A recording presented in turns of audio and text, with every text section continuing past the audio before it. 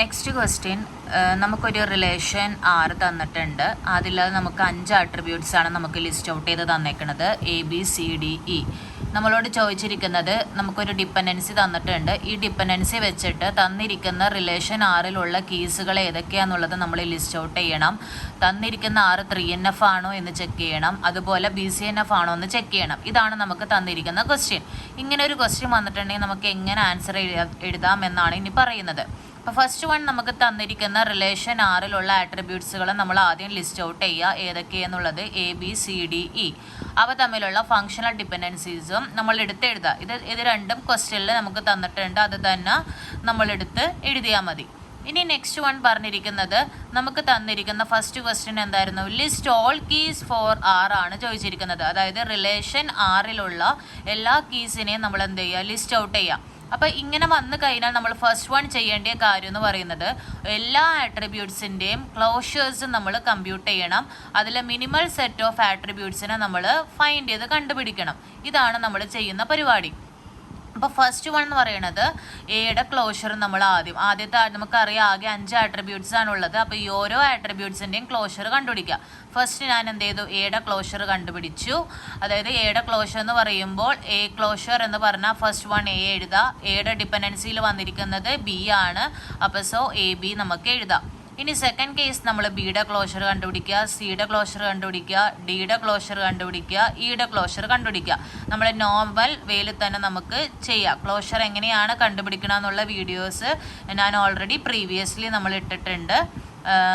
ഇനി next one, നമ്മളെന്താ ഓരോ ക്ലോഷറും കണ്ടുപിടിച്ചിട്ട് ആ ക്ലോഷേഴ്സ് തമ്മിൽ ജോയിൻ ചെയ്യിപ്പിക്കണം. അപ്പോൾ ഫസ്റ്റ് വൺ ഞാൻ ഇപ്പോൾ ചെയ്തിരിക്കുന്നത് AD ക്ലോഷർ കണ്ടുപിടിച്ചു, അതുപോലെ ED ക്ലോഷർ കണ്ടുപിടിച്ചു, പിന്നെ ABC കണ്ടുപിടിച്ചു, BCD കണ്ടുപിടിച്ചു.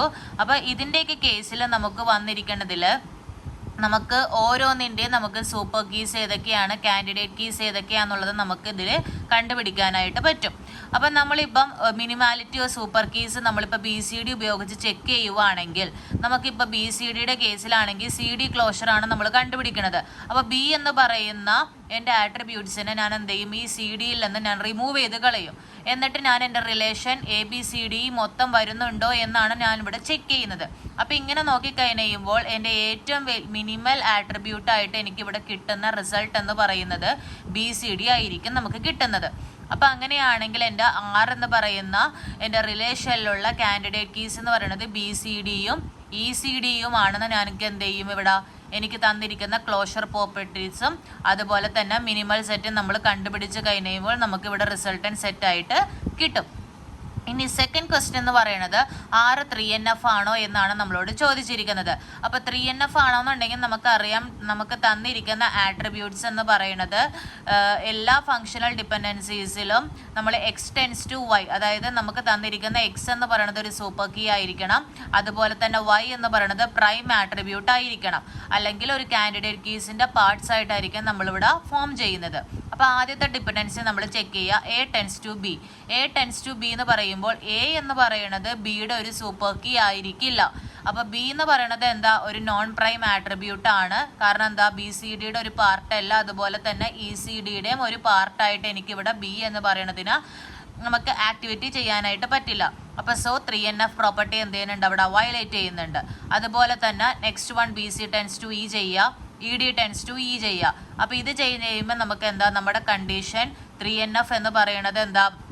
ഒരു ഫങ്ഷണൽ ഡിപ്പെൻഡൻസീസ് നമ്മൾ സാറ്റിസ്ഫൈ ചെയ്യുന്നില്ല. അപ്പോൾ തന്നിരിക്കുന്ന റിലേഷൻ R എന്ന് പറയുന്നത് എന്താ? നോട്ട് ഇൻ 3NF ആണെന്ന് പറയാം.